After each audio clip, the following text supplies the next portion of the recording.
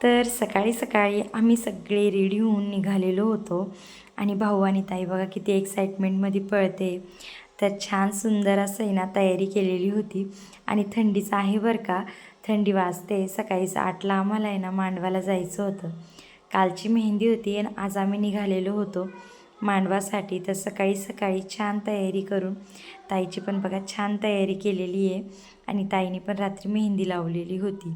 आणि ही आमची सुंदर अशी नवरीबाई लूक बघा किती छान क्रिएट केलेला होता. मग आहे ना गाडे पण आलेले होते मांडवाचे. तर 4 मानाचे बैलगाडे होते. मग आहे ना गाड्यांची आरती करायची होती आणि छान अशी आरती केली. नवरीबाईंनी पण छान फोटोशूट केला बरं का. आणि मग नंतरून हळद फोडायचा कार्यक्रम होता आणि त्यानंतर लगेच आम्हाला आहे ना देव घ्यायला पण जायचं होतं.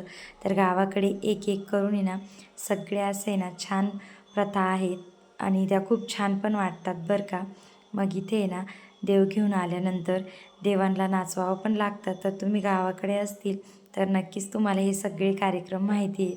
आणि हा सायंकाळचा कार्यक्रम होता वरमाया काढायचं तेव्हा. मग वरमाया काढून आल्यानंतर आहे ना छान डान्स करत करत घरी यायचं होतं लगन घरी. मग आम्ही सगळ्यांनी ना खूपच छान डान्स केला आणि खूप एन्जॉय पण केला बरं का. लग्न म्हटलं ना तर खूप एन्जॉय असतोच. तर इथे आम्ही ना ही रील बनवलेली होती आणि ती रील पण मी ना इंस्टाग्रामवर शेअर केलेली आहे. तुम्हाला मी माझी इंस्टाग्रामची लिंक नक्की शेअर करेल, तर नक्की तुम्ही पण ओपन करून बघा. आणि ह्या माझ्या सासूबाई आहेत आणि त्या आहे ना त्यांच्या हिनबाईबरोबर छान असा डान्स करताय. तर हे बघा बघून किती छान वाटतं की ना वयाला आहे ना कोणतीच मर्यादा नसते. एन्जॉय करायचा ठरला तर माणूस कोणत्याही वयामध्ये करू शकतो. आणि मग आहे ना सायंकाळचा वेळ हळद लावायचा. तर छान अशी नवरी ना हळदीच्या लुकमध्ये रेडी होऊन आलेली होती.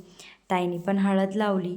जेवण वगैरे आटपून आहे ना पुन्हा फुलक्याचा कार्यक्रम असतो गावाकडे आणि मग आहे ना खूप डान्स केला आम्ही. तर ताईने पण आहे ना छान एन्जॉय केलं. खूप छान डान्स केला तिने पण. तिला एवढं जमत नव्हतं पण केलं तिने बऱ्यापैकी. आणि मग सायंकाळचा माझा हा असा लूक होता हळदीचा. तर कसा वाटला नक्की कमेंट करा.